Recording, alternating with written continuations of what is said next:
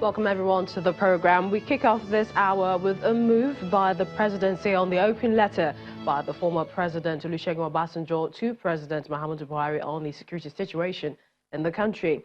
Now, the president has ordered the nation's security chiefs to meet immediately to articulate their position on some of the issues raised by the former president in the open letter in order to see a decisive action against some of the challenges confronting the nation.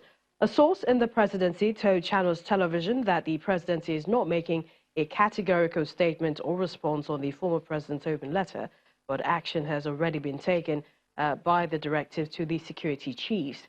The open letter by former president on the security situation in the country, signed by him, dated 15th of July 2019, is the second this year.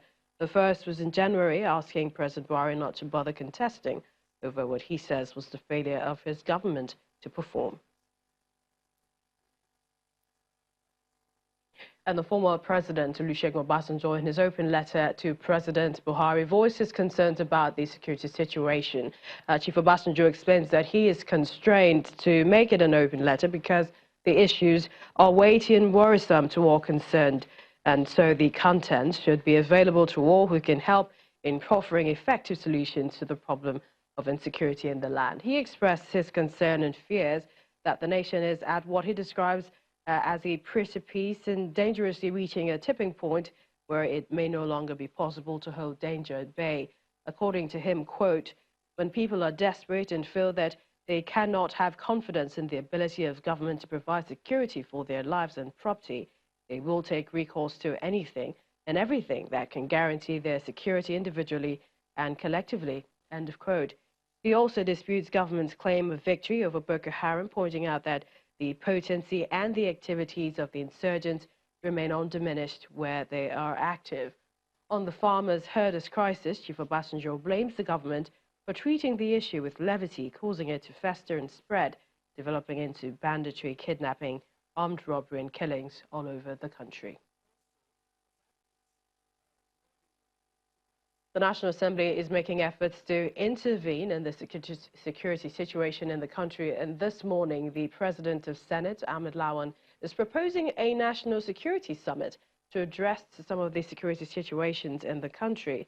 Now, his proposal, which forms part of his contribution to a motion raised by Senator Ayo Akunye-Lure on the murder of Mrs. Funke Olakunrin, daughter of the Afenifere leader. Senate President Lawan believes it's the duty of the Senate to organize the security summit to prefer lasting solutions to the incessant killings across the country. A minute's silence was held for the daughter of the Afenifere leader and other Nigerians who lost their lives under the same circumstances. In the meantime, the National Assembly says he will give special budgetary attention to Zamfara State in order to resolve the issue of insecurity. This is according to the Speaker of the House of Representatives, Honorable Gbajabiamila. He was speaking when he visited the state as part of efforts to reconcile warring factions of herdsmen in the state. Honorable Gbajabiamila said the lawmakers will do everything within their constitutional powers to bring development to the state through allocation of resources and the budget, also addressing leaders of the factions in Zamfara State. In Gusau, the state capital, the Speaker said he was happy to be part of the historic reconciliation between the factions whose activities held the state to ransom for about 16 years.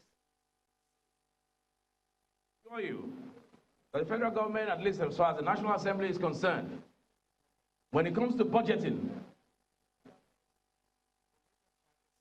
of your 14 local governments, every senatorial district will be empowered as far as schools are concerned. They will be empowered for the purposes as far as skills acquisition centers are concerned, for our people to learn, acquire skills, and be empowered to go out and win the daily bread to take care of their families. And I can assure you that we will develop your 3 senatorial districts together with your state government. It is time for the government to employ thousands, because we're not talking about Zamfara alone,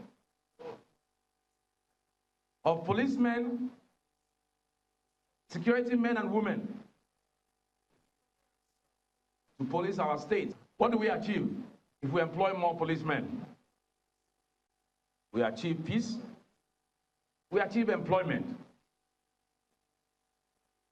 How do we design this employment? How do we design this employment of policemen? Let the policemen come from the districts. Let them come from your local governments in Zamfara.